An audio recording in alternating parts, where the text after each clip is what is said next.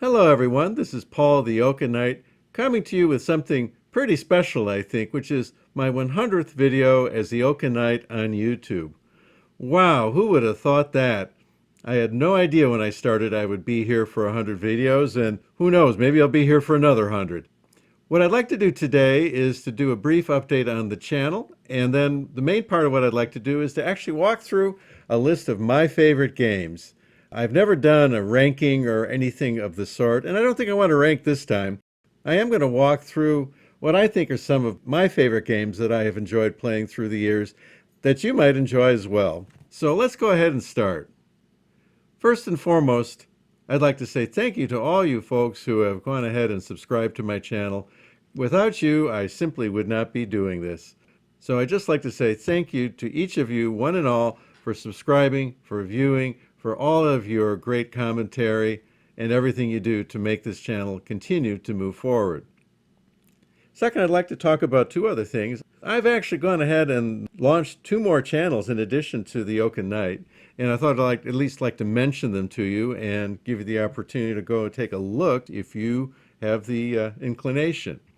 First is a channel that I started, probably October, November last year, called the Vorpal Knight. Now, the Vorpal Knight's focus is different than the Oaken Knight. Vorpal Knight is about computer gaming. I started it, like I say, about half a year ago, something like that. And unfortunately, the channel didn't really go very far. I found that the YouTube algorithm was pretty much freezing me out from people even seeing the thumbnails that I put out there. I had put out videos on a game called Regiments, as well as Motorsport Manager. I was kind of into a car racing thing for a while. And then finally, I did several on Formula One Manager, F1 Manager. So if you'd like, I'd encourage you to go ahead and take a look.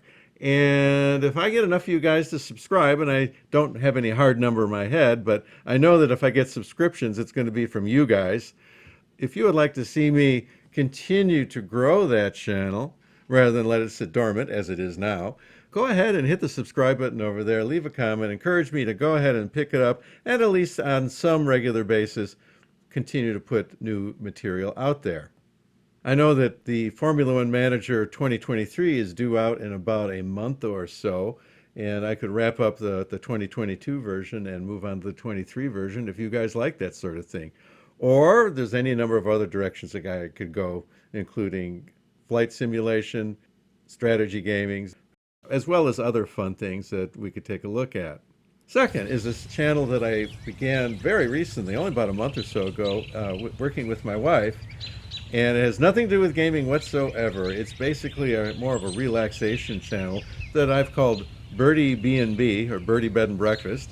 And it's simply recording backyard birds in our yard, watching what they do, and putting out nice little scenes for them to do their thing in, usually involving bribing them by putting various forms of food out there for them. And so we have birds and bunnies and all kinds of cute little fuzzy things show up. And if you want to go ahead and take a break from the rigors of gaming, well, maybe you could take a look at Birdie B&B. All right, that's it for the channel update. Let's go ahead and talk about the fun stuff now, the main part of what I'm here to do today. What I'd like to do, again, is to talk about my favorite games, not in any particular ranked order. You know, I see a lot of other guys do rank ordering of games, and that's fine if they want to do that. But I personally find that I learn much more about the gamer than I do about the game when I listen to one of those rank ordered videos. Everybody has their own likes and dislikes and so forth. And when you start getting down through the minutia of a game, is it number 2 or is it number 3 or whatever it is, I think there's so much subjectivity in that it's kind of false precision to pretend that you can rank one over the other when you're all talking about a good game to begin with.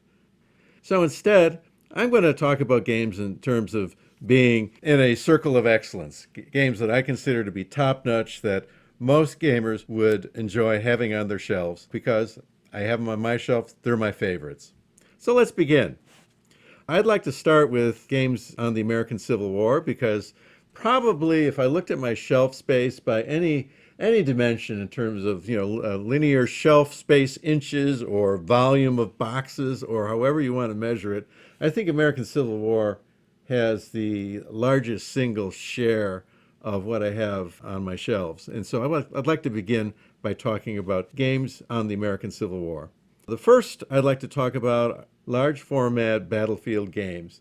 And for me, anyway, the great-grandfather of all of them was the original Terrible Swift Sword that was published in 1976, designed by Richard Berg. When Terrible Swift Sword first came out, I was just wrapping up my years in high school, and I was involved in a club in University of Wisconsin Parkside that had a permanent game room. They had a lecture hall that was all theirs.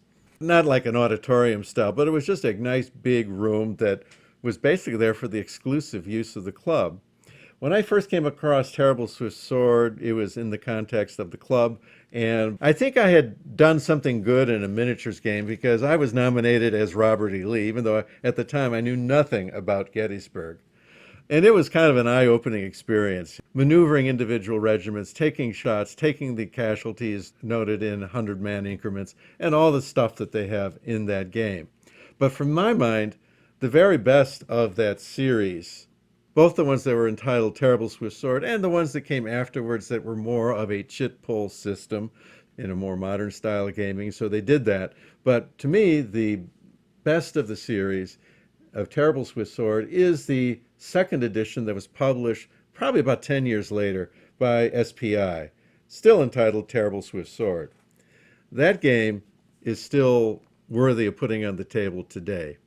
It is a refined version of the original that had a number of things simplified in it, but they fixed all that in the second edition. Terrible Swift Sword is most definitely one of the games that I'm going to put into my Oaken Knight favorites list. And more recently, I would also add A Most Fearful Sacrifice to the list by Herman Luttman, Flying Pig Games. This game is a pleasure to play.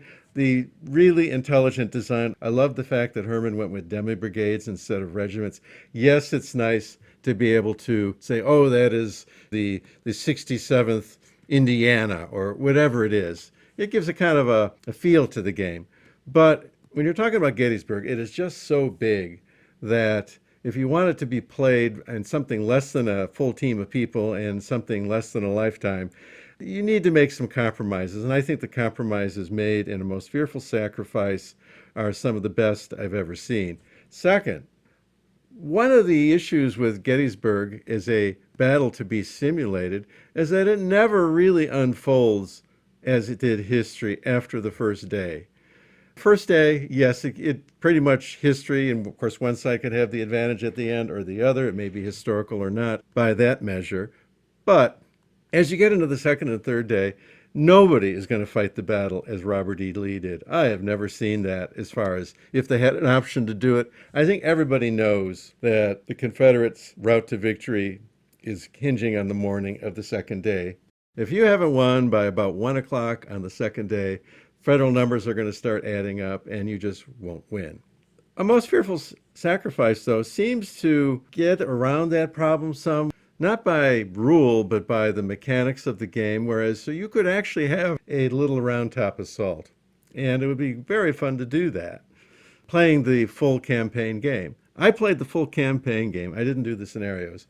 And except for adding a March to the Sound of the Guns rule, which I've gone on and on with the videos that I put out previously, the game is spectacular, excellent, easily my favorite large format Civil War game that's out there today. So absolutely on my list of favorite games. Next, for brigade level games, the series that's currently out by Worthington Games for their brigade level system is excellent. It's a testament to the strength of Terrible Swift Sword that even at the brigade level, the mechanics hold up. And if you really look at the brigade system that Worthington has, it is a derivative of the Terrible Swift Sword system, going all the way back to that second edition of Terrible Swift Sword that I mentioned. But at the brigade level, as you saw in my replay of Shiloh, it's manageable in a reasonable amount of time. Yeah, Shiloh, and it might take more than one play session to get through a day of combat, but it's not going to take a lifetime. And it's also got a good vassal module. These games have good vassal modules, so if you need to play remote, you can do that. There's 3 out right now. Gettysburg has been announced. I've gone ahead and signed up. I have the first three. I would say my favorite is right now is probably Battle of Shiloh. I have not played the 7 days yet.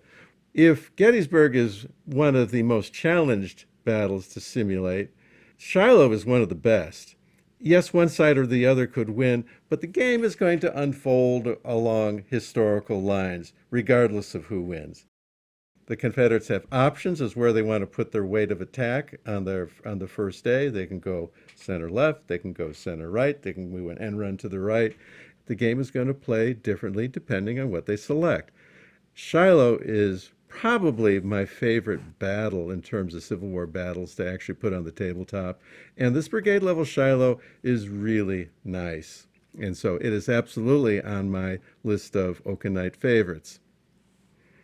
At the strategic level, I think anyone who has been around a while recognizes the Civil War, 1861 to 1865, designed by Eric Lee Smith, published by Victory Games in 1983, as the standard for American Civil War strategic level gaming. At its time of publication, it was exceedingly innovative, using an initiative system that always has the game going back and forth, keeping players on the edge of their seats as far as who's going to get the next activation and how many activation points will that be. Now, just as time has moved past the Civil War with newer games, and I'll get into that in a second, I think it must be said that the Civil War absolutely belongs on my list of favorites for the genre. 32 years, this was the top game in the category. The U.S. Civil War came out, published by GMT Games, by Mark Simonich, borrowing concepts from the Civil War as well as other strategic level Civil War games. Now, when it first came out, I didn't think the U.S. Civil War quite measured up to Eric Lee Smith's design, but with the most recent update of the rules, all the points that I had that made me scratch my head and question were addressed. And if you want to know more, I direct you to go ahead and look at my review of the U.S. Civil War, and so you can explore this more fully.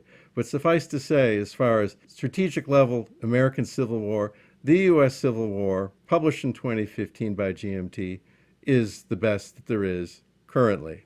And it definitely belongs on my list of favorites. Now let's talk about Napoleon.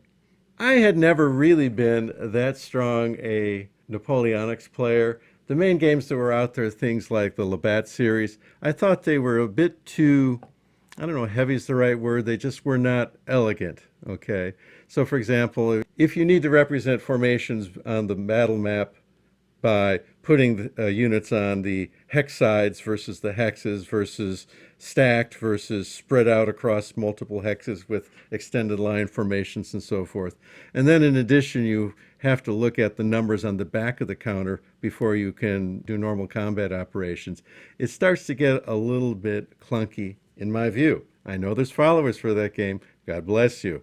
But for me, I thought the Labatt series was a bit too much. And I hadn't seen anything that caught my eye as far as being at the level where I would call it a personal favorite. Until we have Hexasim coming out with Austerlitz 1805 Rising Eagles in 2016. This was not the first game of the series. The first game of the series was Waterloo. Honestly, I don't think Waterloo is as good because it's a big set-piece battle. Everybody knows where everybody is. In Austerlitz, you don't even have units on the map at first. They have to be spotted, and the game has an elegant way of doing that without a referee. Honestly, I could take that system and clone it on other games too. It is that good. The units are pretty much as colorful as they are in Labatt, but they are simplified to the point of where you don't need to be worrying about putting things on hex sides and so forth, or looking at the reverse of the counter to figure out how good is this unit. What it does do, though, it assumes that the commander that's inside of that unit is good enough to do the basic formation operations that were around in Napoleon's era, and so you don't even have to worry about that stuff.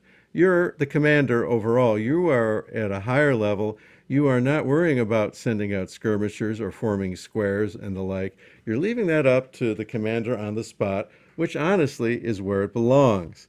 And once you get past that, you find that Rising Eagles and its successors are some of the best Napoleonic games out there, certainly on my list of favorites. At the Grand Strategic level, I have to go all the way back to Empires in Arms, published by Australian Design Group in 1983 and designed by Greg Pinder and Harry Rowland. I have to admit that I've never played the Avalon Hill version of Empires in Arms. My experience goes all the way back to the Australian Design Group's copy, and honestly, I've never found a reason that I should move forward with it because the game is just fine with the Australian version. Big, beautiful maps, big, chunky, beautiful counters, empires coming into the war and leaving the war as they should. Naval units are well represented as well as corps. Most of the game is at the corps level. It is a tour de force of Napoleonic wargaming. The one thing that I didn't care for about the game is that they use a tactical system where each side puts down a counter in secret and then it affects what goes on in the battle. That, of course, is very unsolitaire friendly. But when I played it with teams. I played it with live people, and in that, it excels. But that is its weak point because it does not have a really good solitaire mode. So, for two-player and for solitaire play, I would go with Empire Against Europe, published by Hexasim, designed by Francois Thomas, and published in 2013. Napoleon Against Europe is not card-driven, but it is card-influenced. And there are two decks. One when France is on the rise, and the other is when France is starting to teeter and go down. And so at a certain point of the game, you exhaust one deck and you switch over to the other, which affects Napoleon's fortunes, although does not necessarily determine them. I like the game because nations come and go into the game as they would historically. As they get beaten in battle and forced to surrender, they have to stay out for a certain amount of time. But it's basically Napoleon and Britain vying against each other, bringing other nations in and having them go away, as politics and wars would have them come and go. I truly like this game. I thought it was a wonderful experience when I played it, and frankly, I'd love to get it on the table again sometime soon. So that would be Napoleon Against Europe by Hexasim. Moving on to World War I have to just say, I haven't found a World War I game yet that's my favorite. Again, it's not a very colorful period. It's an icky period that is not all that pleasant to simulate sometimes. And so I just haven't found a favorite there. Moving on to World War II, at the tactical level, I would have to say that Conflict of Heroes, Awakening the Bear is my favorite World War II tactical game. It's at the platoon level. It's got all of the excitement of units shooting at each other, tanks coming on the map, guys trying to knock out the tanks, unexpected things happening. A rather unique way of taking hits on a unit where you put a hidden counter underneath to represent what went wrong with it, which can have a broad range of outcomes which your opponent does not get to know. Big, beautiful maps, big, beautiful counters, lots of scenario, and programmed instruction. So you get to learn the game one little piece at a time as you work through the system. And in addition, if you add the solitaire module, it changes the rules some, but it makes it fully solitaire compatible. There are some things in the game that are less solitaire compatible than you'd like, but with the solitaire module, all that goes away, and you are left with most of what's in the regular Awakening the Bear, plus some stuff to make it solitaire friendly. And also the scenario generator module where you and your opponent get to play a pre-game where you're picking cards and influencing what the scenario is going to be that you have to fight. So I've never done that, but I think that could be a very interesting thing. I have used the solitaire module, and I found it to be very nice. So Awakening the Bear is definitely on my list of favorite games. And at the operational level of World War II, I'd say few can compare to Mark Simonich's 19XX system that is published through GMT Games, and my personal favorite of which is Normandy 44, published in 2010. Normandy 44 is a great game for simulating the Normandy campaign. It's not just the beach landings. It includes roughly the first month or so, concluding with the date of the historical capture of Carrington, which the Allies must do to have a realistic chance of winning. What the Germans must do is hang on to Caen. So you have this dynamic where the Americans are pushing at one end of the map and the Germans are at least aggressively counterattacking when they have the opportunity in the British zone. The game moves quickly. It includes the famous Zachbahn concept that was pioneered by Mark and is included in all these 19XS games that I'm aware of. Normandy is about in the middle of the series and is just a well-designed, operational level World War II game that I think is among the very best, if not the very best, that's ever been done at the operational level. My other favorite is Holland 44, also a wonderful representation of the battle. Both Normandy 44 and Holland 44 have been done as series on my channel, so if you are interested, you can go ahead and take a look at either one of those. They've been popular through the years, and they remain popular. People still watch them, so I'm very happy to say. At the grand strategy level, I don't have a favorite per se for the European grand strategy, nor a combined entire war. But I do like Fire in the Sky, especially the new version that came out just last year, designed by Tetsuya Nakamura and published by Phalanx Games. Fire in the Sky is deceptively simple. It almost looks like Victory in the Pacific, the old Avalon Hill game, but there's so much more going on here. And I particularly like that the Japanese have limited resources. So even if they have the ships that are in the area, they may not have the fuel to use them. So it is very well done as far as that goes, and really puts a premium on having the oil supply running from Indonesia going into Japan itself. That is really important stuff in the game. It has a very logical flow as far as how air missions operate, how they interact with fleets and ground units, and it's just extremely clean, well done game. My best buddy says that the game is tilted towards the Japanese, and I still haven't subscribed to that. I think what it is, it's tilted towards the side that has the more skilled player. All things being equal, maybe the Japanese have a advantage, but very few times, in my experience, are you going to have evenly matched players. One guy's going to have the game, he owns it, he's played it, and the other guy doesn't. And he's maybe teaches the game to the other guy, and yeah, it doesn't matter which side you're on if the skilled player is going to win under those circumstances. But I personally think the game is magnificent. It is absolutely one of my favorites. We are, after all, in the golden age of gaming. 2022 was a monster year for coming out with high-quality product, all different genres. So my favorite grand strategic game for World War II is Fire in the Sky, the newer version published by Phalanx.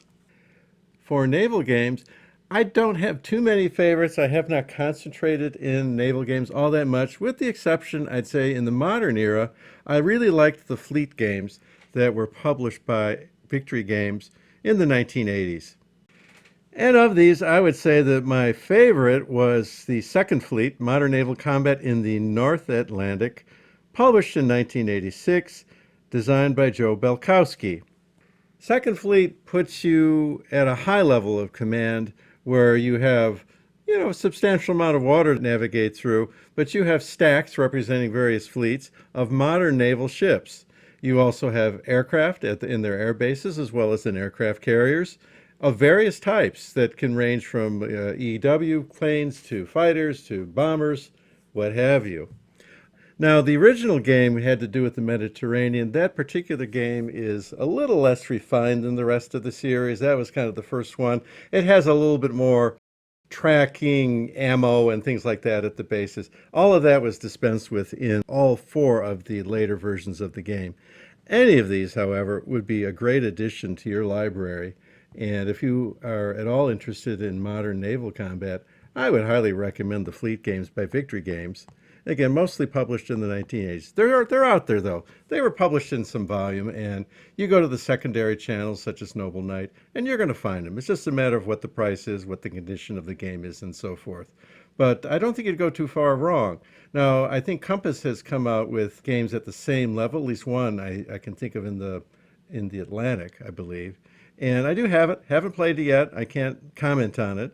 But Victory had 5 of these come out. They published them for a reason. They were selling and they were good, and they remain worthy of being on your shelf. For the modern era, I don't have any favorites in terms of the high strategy games, the ones that are NATO versus the Warsaw Pact battling it out in Germany. I find that most of them are a bit rules heavy and maybe a little bit beyond what I want to tackle at this point in time. But at the tactical level, as you may know, I put out a whole series on World at War 85, that was published by Lock and Load Publishing in 2019. I found World at War 85, Storming the Gap, to be a fantastic game.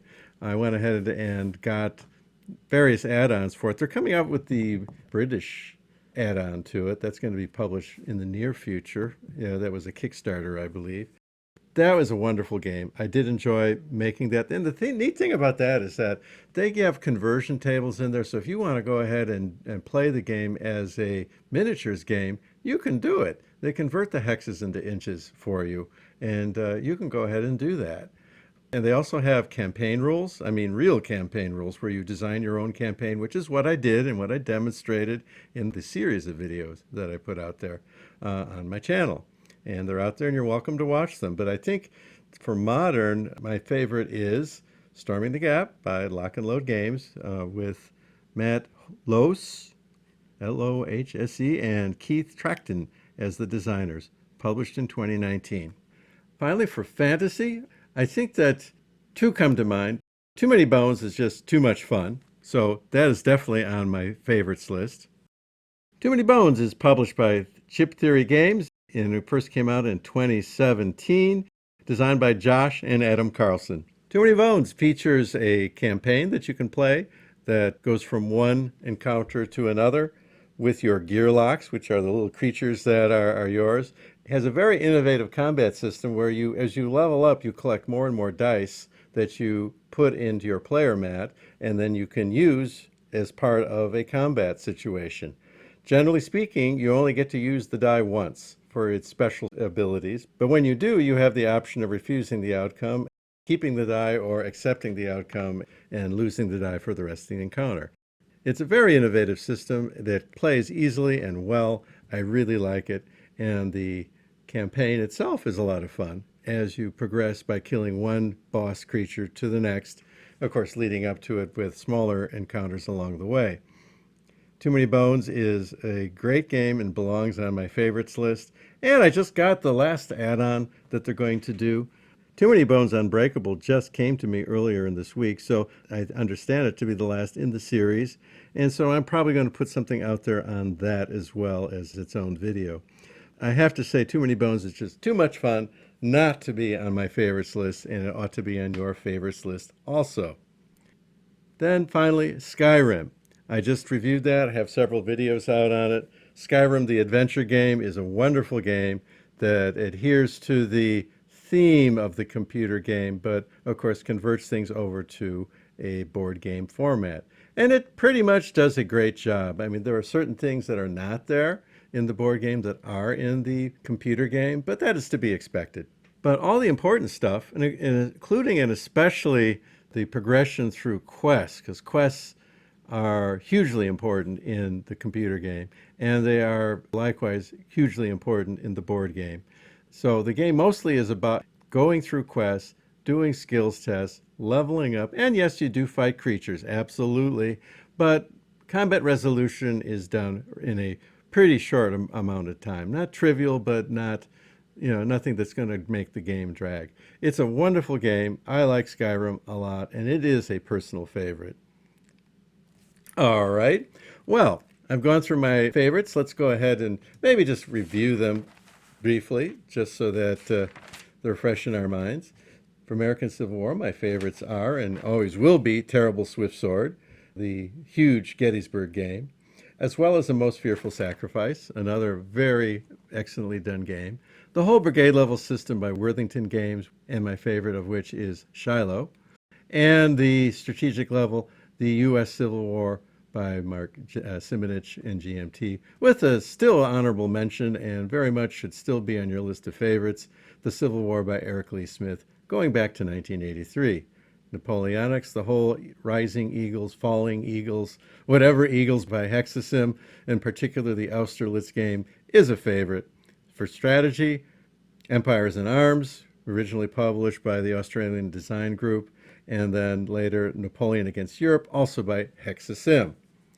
World War II, we've got Awakening the Bear at the tactical level, the whole 19XX series, in particular Normandy 44 by Mark Simonich at the operational level, and Fire in the Sky at the strategy level. Naval, love the Victory Games fleet system. It's always been fun. Modern, Storming the Gap by Lock and Load Games, and finally Skyrim and Too Many Bones for fantasy gaming. I'd even give an honorable mention to Mage Knight, but I don't think I'd quite put it on the list. So I think that's enough for now. I've got, I don't know, maybe 15-ish games that I would say belong on my list of favorites. If I thought too very hard about it, I'd probably come up with a couple more. That's okay. I can always add to the list. I doubt I'll ever delete from the list because once a favorite, always a favorite as far as I'm concerned. But if you had these games on your shelf, I think you'd be going a long way towards having yourself a quality collection of games that you can fall back on and pull out whenever you so choose.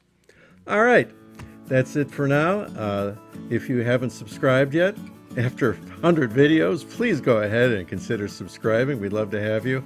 And your participation and vote of confidence in the channel will only make us stronger. And of course, if you are subscribed, I thank you oh so very much. But for now, this is Paul, the Oaken Knight, simply wishing you all a pleasant evening.